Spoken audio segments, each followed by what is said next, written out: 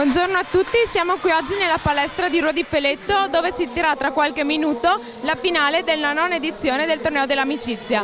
Siamo con Daniele Berti, organizzatore della manifestazione. Com'è il livello tecnico di quest'anno? Buongiorno a tutti, siamo a questo nono torneo internazionale dell'amicizia.